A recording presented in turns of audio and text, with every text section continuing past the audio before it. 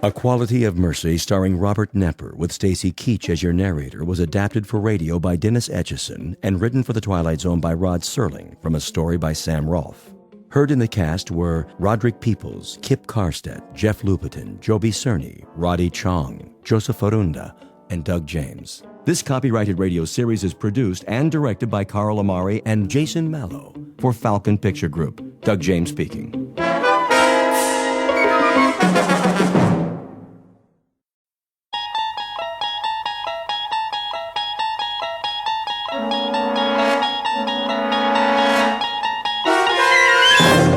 You're traveling through another dimension. A dimension not only of sight and sound, but of mind. A journey into a wondrous land whose boundaries are those of imagination. Your next stop, the Twilight Zone.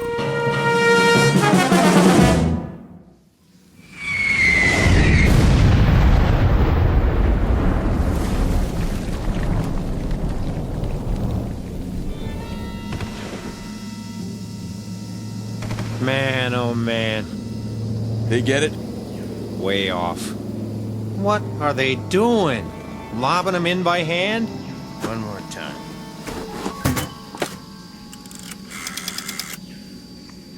Baker Company. Baker Company. You missed the target. That's what I'm telling you. Well, try it again. Short. 500 yards. Sergeant Caserano says it was 500 yards short. That's right. Still. Tell him to raise it up. Sergeant says to elevate it. They say they can't elevate it anymore. What are they using? A slingshot? Listen, if you can't aim higher, Give me that. how do you expect it? This is Baker Company, F.O. Good going, boys. Yeah, I've seen what you did, a big fat nothing.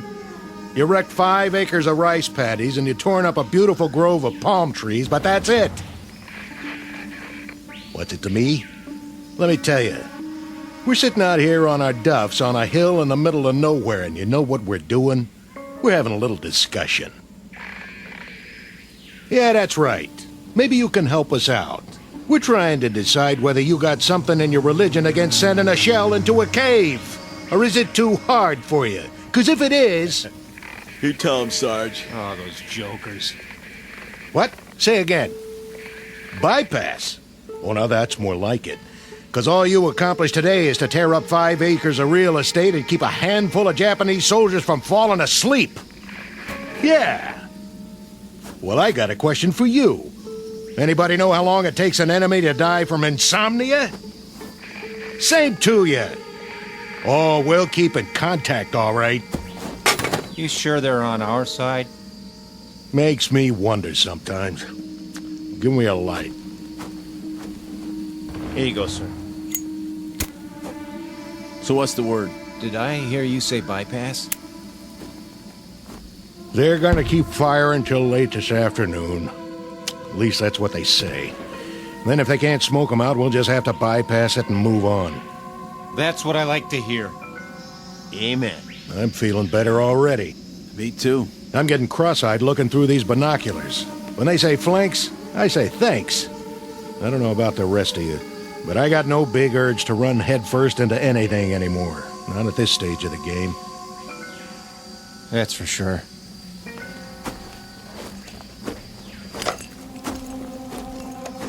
Still there. Nothing but a hole in the side of a mountain, looking right back. But in reality, it's high noon in a place called the Twilight Zone. And now, The Twilight Zone and our story, A Quality of Mercy, starring Robert Knepper, with Stacy Keach as your narrator.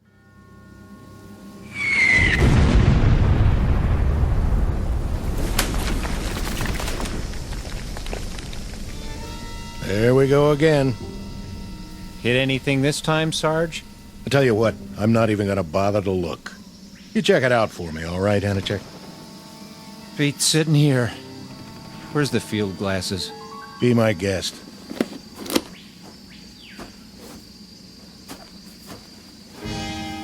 Well, well. What do you know? You see something down there? Sure. I see a white flag. Yep. Now they're coming out of the cave. And guess what, boys? They got something for us. Looks like... Oh, wait a minute. There's a pretty little geisha girl leading the pack. And she's carrying a tray full of rice. And a hot towel. Go on. Gotcha. Hey, hold on. There is something coming.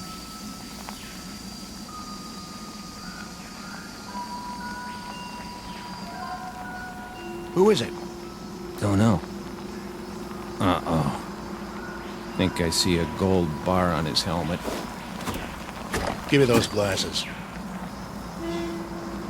Oh, man. Just what we need. A brand new Louis. All spit and polish. Ain't he handsome, though? All right, men. Try at least to look like Army. What for? He won't last long.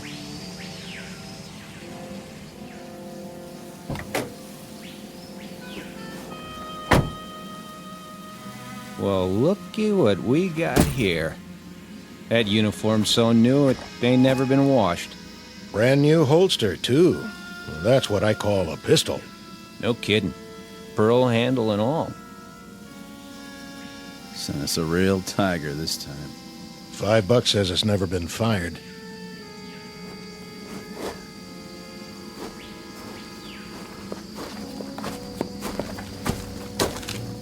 Which of you is Sergeant Casarano? That would be me. I'm Lieutenant Cattell.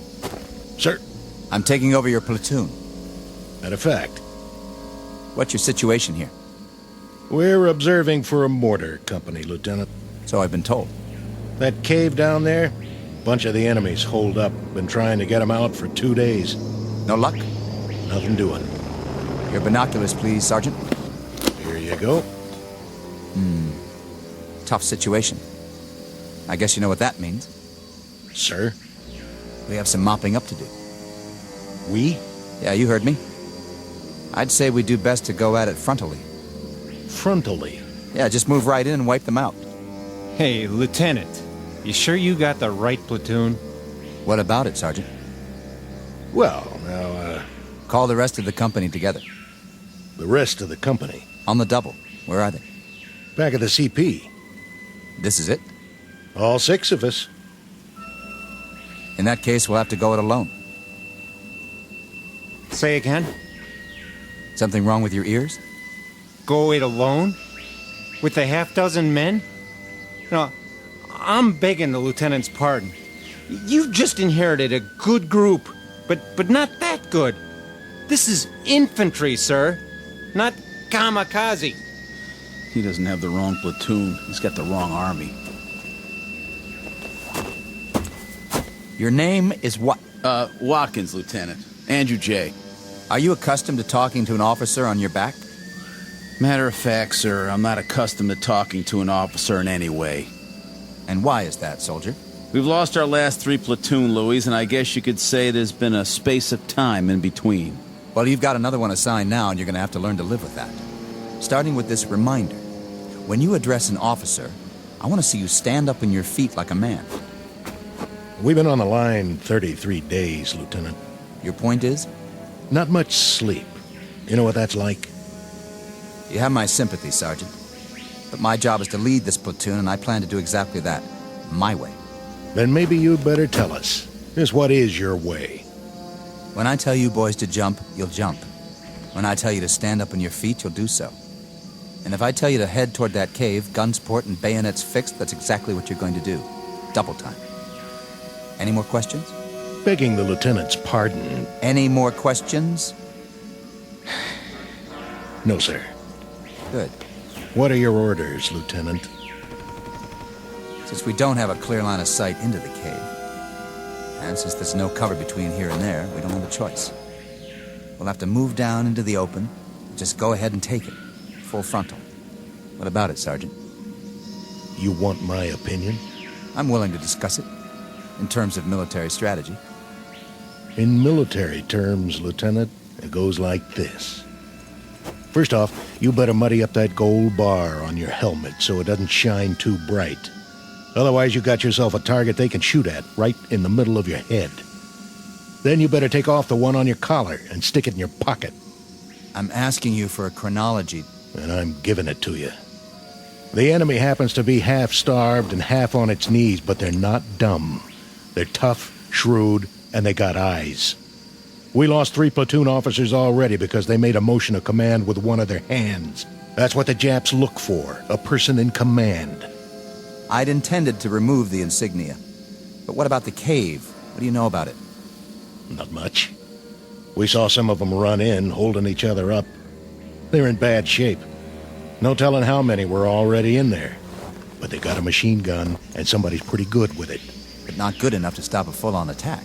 Well, maybe we'll have to do that, eventually. But as far as I'm concerned, the war don't have to end by dinner time. I'm aware of that, Sergeant.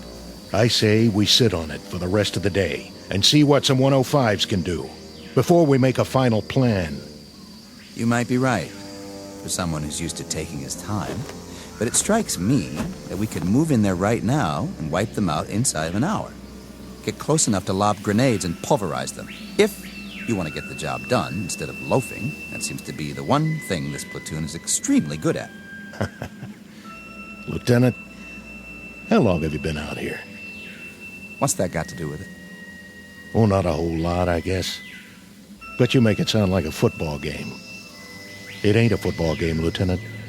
It's one long gut ache with some torn up, mangled boys fresh off the farm, and it's gonna take a long time to forget. You ain't been shot at yet, Lieutenant. Remember that. How would you know? And you ain't shot nobody either, have you? You beat me over here, Sergeant, I'll give you that. But when it comes to killing Japanese, I think you'll find I'm a highly trained and very efficient officer. Yes, sir. I'm sure you are. I was well schooled in tactics and equipment. I'd say you could all use a refresher course around here. Maybe so. You, soldier, Yes, sir. let me see your rifle. Right here, sir. That's a filthy piece, soldier. Well, there's a lot of mud around here. That's no excuse. I want clean weapons in this platoon. That's #1 priority. The worst thing that can happen is for your weapon to jam. Now break them down and clean them, because we're here to kill Japs. Or did you forget? That's our job, and by God, we're gonna do it. This outfit better shape up fast, or I'm putting you on. Look, he runs down the hill. To the cave! No, it's too dangerous. He must not! Watch out! Lieutenant, stay down. Did you get him, sir? I don't know. Dirty little... Casarano, hold your fire. It's me. There he is. Get him! Lousy Jap! Take a bite off this! Lieutenant, stay where you are. We will return fire. You got us trapped in here. We'll never get out of this cave. Oh, yeah? Watch this. Eat lead, creeps!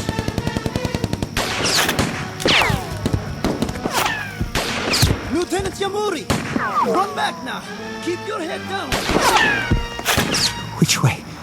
Can't tell. Which way to...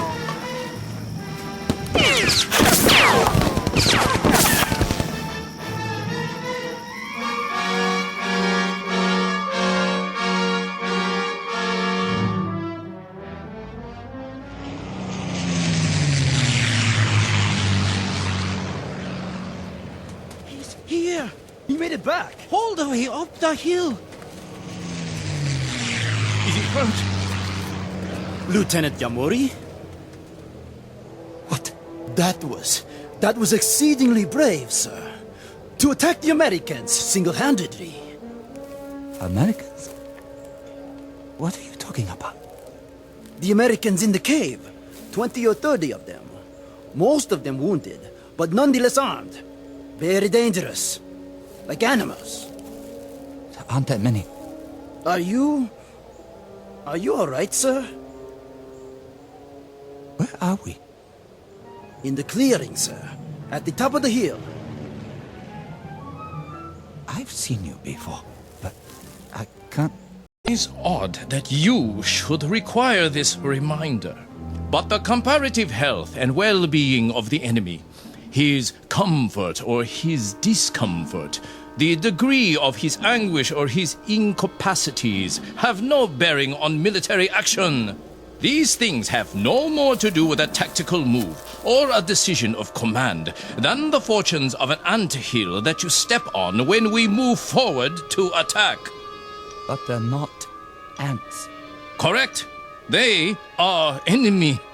If when we enter the cave they are lying on the ground, crying in agony, pleading for mercy, I can assure you I will have no more compunction about making them a head shorter than I would about stepping on that anthill.